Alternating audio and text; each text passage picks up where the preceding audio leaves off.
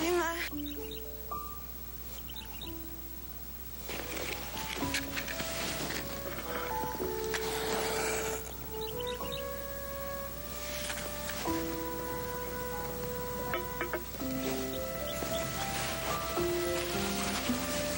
Alam mo, Ma? Miss na kita.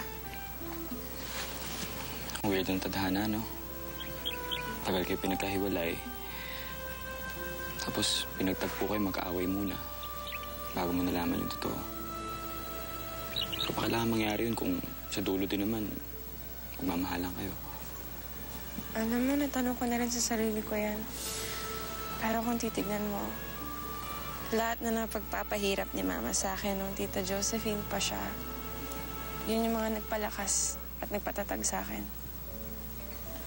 Ang dami kong natutunan tungkol sa buhay. Dahil sa mga masasakit na nangyari. Pero, I wouldn't be the person I am now kung hindi ko pinagdaanan yun. Kaya kahit maraming masasakit na memories, marami ding magagandang iniwan na memories si Mama sa akin. At yun yung mga alagaan ko. Yun yung mga dadalhin ko sa puso ko habang buhay.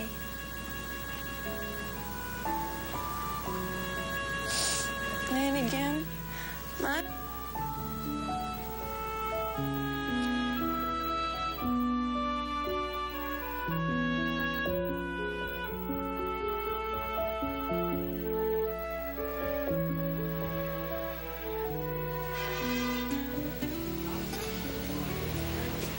Ma'am? Ay, ito po yung para sa delivery natin sa Jonettes.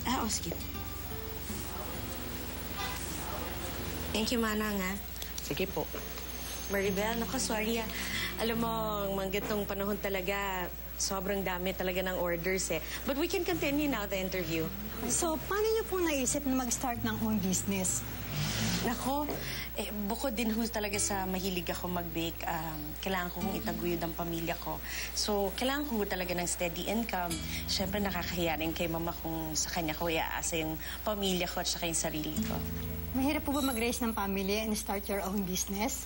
Nako, mahirap po. Mahirap po talaga. Lalo na kasi late din ako nag-start sa field na ganito. Kaya, syempre nangangapa. But, alam niyo naman kasi yung nangyari sa asawa ko, medyo matatagalan pa yung sentence niya. Kaya, I had to step up for my kids. Ay, Maribel, wait lang ha. Sagutin ko lang to. Importante lang. Hello, attorney? Can we set a meeting, Bettina? Tungkol ito sa kaso ni Arthur. Bakit ho? Anong tungkol dun sa kaso ni Arthur?